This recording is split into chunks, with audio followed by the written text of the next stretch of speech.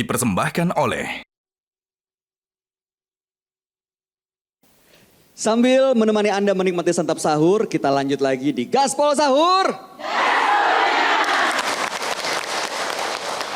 Bicara soal bertetangga lagi nih Pak Ustadz. Apalagi yang harus kita Saya lakukan? lanjut lagi. Kenapa dulu itu rasa kekeluargaan dengan tetangga itu akrab sekali?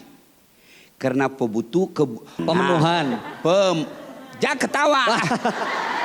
Sabar Pak Ustadz, sabar. Apalagi tadi? Pemenuhan kebutuhan sehari-hari itu dengan tetangga. Istilah dulu barter. Iya toh? Nah, saya masih dapat Ibu. Tidak ada gula di rumah. Ada tamu. Nah, bukan hari pasar.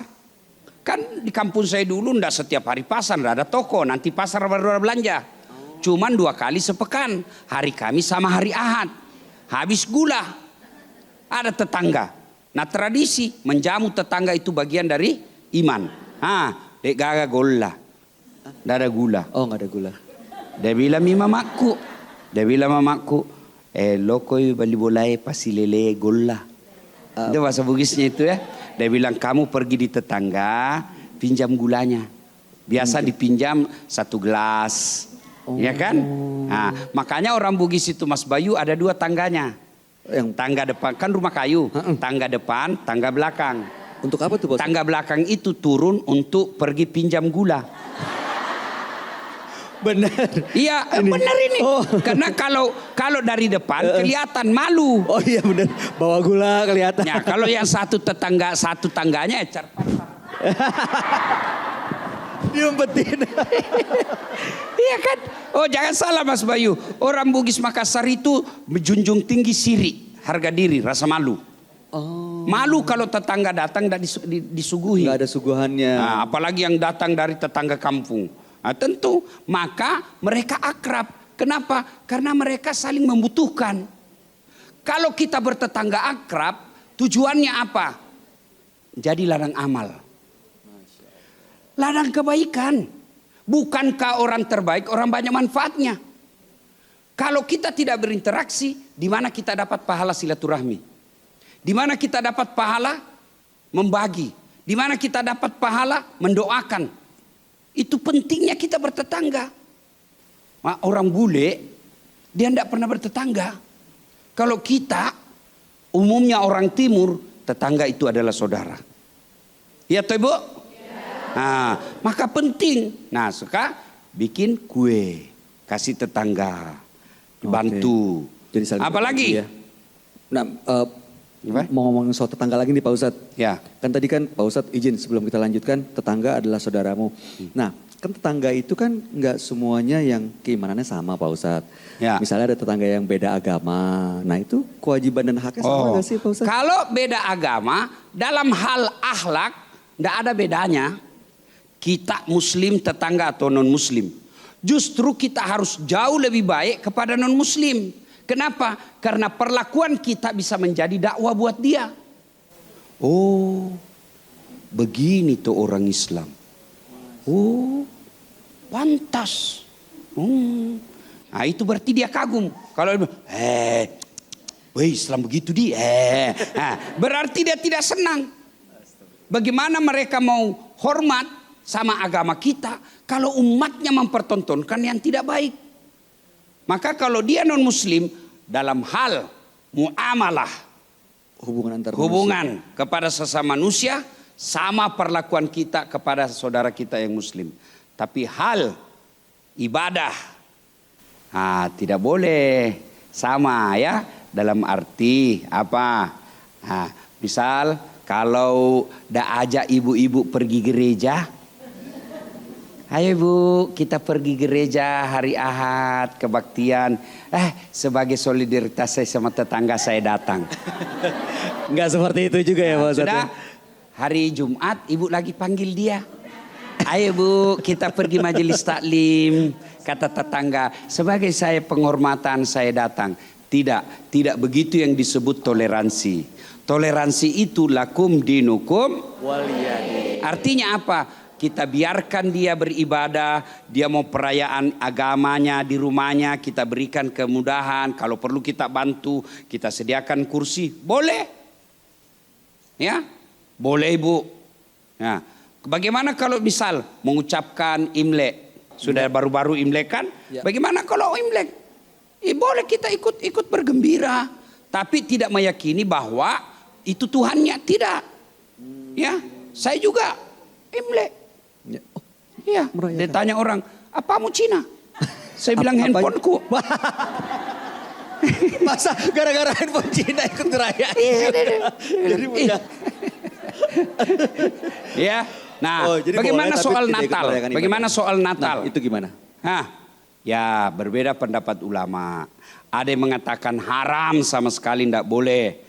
Ada juga yang mengatakan silakan selama niatmu tidak mengakui Yesus sebagai Tuhan dan Isa hanya nabi bukan anak Tuhan. Ini kan saya mengucapkan kepada tetangga saya, tapi tidak berarti bahwa saya yakin Yesus itu Tuhan dan Isa itu anak Tuhan. Isa Al-Masih adalah nabi seperti Muhammad SAW. Kenapa saya ucapkan selamat? Karena saya menghormati sebagai saudara, tetangga ya, tapi tidak mengakui imannya. Tapi saya mengakui sesama hamba Allah yang akidahnya beda dengan saya. Ya, Umar bin Khattab mencontohkan ketika Umar bin Khattab menguasai Persia, Umar bikin pengumuman, jangan kau hancurkan patung-patung mereka. Patung-patung mereka yang dianggap Tuhan, dilindungi, jangan rusak rumah ibadahnya, jangan rampas rumah ibadahnya. Nah, kemudian bertetangga lagi. Begitu pentingnya kita dalam bertetangga sehingga dalam agama kita kalau ibu tanam pohon, tahu pohon? Tahu Bu, tahu Mangga. Pak Ustadz. Hah? Mangga. Lalu pohon itu menyeberang ke tetangga. Oke. Pohon rantingnya. Ya. Maka yang menyeberang itu haknya tetangga. Kenapa bisa begitu Ustaz? Karena daun-daunnya itu menyeberang bukan ibu yang membersihkan, tapi tetangga.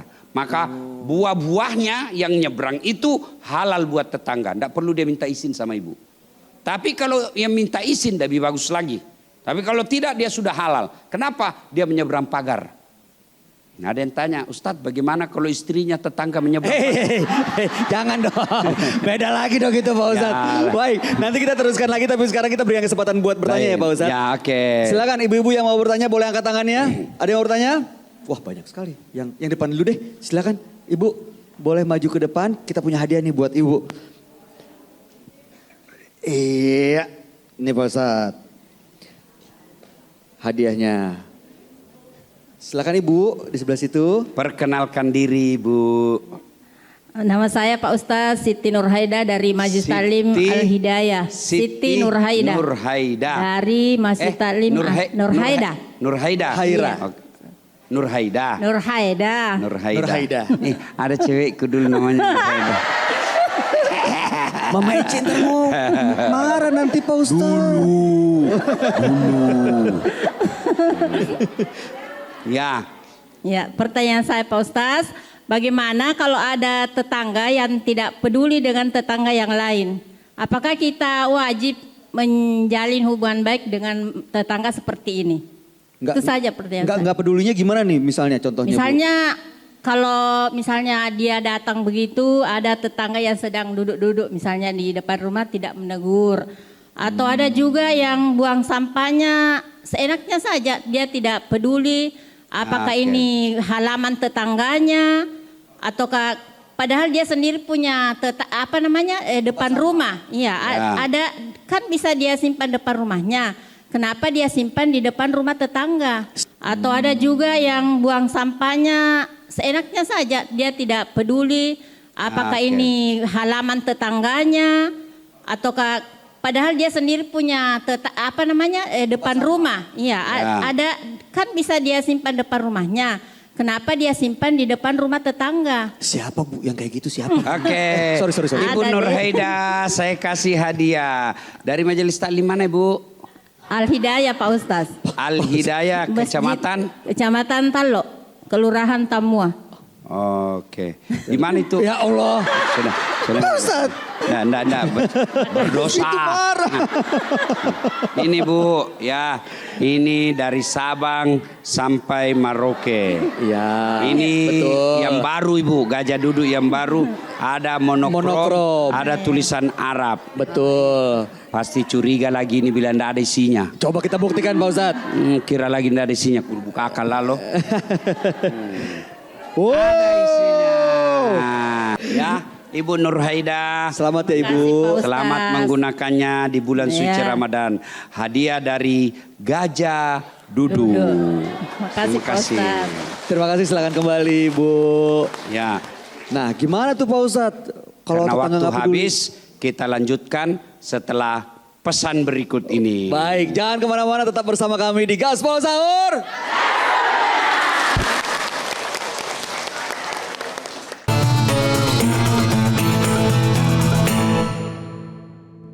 Dipersembahkan oleh